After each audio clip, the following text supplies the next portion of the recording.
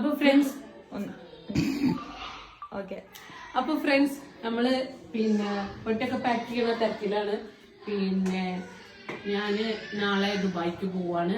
അപ്പോൾ ഫ്രണ്ട്സ് ഇന്നത്തെ പറഞ്ഞ പോലെ ദുബായിക്ക് പോകാനുള്ള തയ്യാറെടുപ്പിലാണ്. അതിൻ്റെ പാക്കിങ്ങും പെട്ടി പാക്കിങ്ങും ഒക്കെയാണ് കാണുന്നത്. ഡ്രസ്സുകൾ ഒരുക്കിക്കൊല്ലൊക്കെ ചെയ്യുന്നു. അതിൻ്റെ ഇടയിൽ ഞാനൊന്ന് മക്കളെ ജസ്റ്റ് ഒന്ന് പോയി നോക്കിയതാണ്. അപ്പോൾ ഒരാൾ നല്ല അപ്പുണ്ടാക്കി കഴിക്കുകയാണ് ക്ലേ കൊണ്ട്, മറ്റാൾ പഴം കഴിക്കുക. ആ പഴമൊക്കെ കഴിച്ച് അപ്പുണ്ടാക്കിയൊക്കെ കഴിഞ്ഞ് രണ്ടാളും തല്ലൊക്കെ പിന്നെ ഒരു വിധത്തിലെ കോംപ്രമൈസ് ആക്കിയിട്ട് ഒരാളായിട്ട് ഒന്ന് ഉമ്മയും കുടിപ്പിച്ച് അതൊക്കെ ഒന്ന് ശരിയാക്കി ഞങ്ങൾ ബാക്ക് ടു പാക്കിങ്ങിലേക്ക് തന്നെ പോയി. സിനിമത്തെ ഭയങ്കര ടെൻഷനിലാണ്, എത്ര ലഗേജ് കൊണ്ടുവയ്ക്കാൻ പറ്റും അതൊക്കെ നോക്കിയിട്ട്. അതിൻ്റെ ഇടയിൽ കുട്ടികളെ കരച്ചിൽ കേട്ടിട്ട് ഞാൻ വീണ്ടും അവിടേക്ക് തന്നെ പോയി നോക്കി. അപ്പോൾ രണ്ടാളും അപ്പുണ്ടാക്കി കഴിച്ച് മേജ അവരൊക്കെ ഒന്ന് ഓക്കെ ആക്കിയിരിക്കണ്. പിന്നെ ഞാൻ വീണ്ടും സിൻതാൻ്റെ അടുത്തേക്ക് തന്നെ വന്ന്.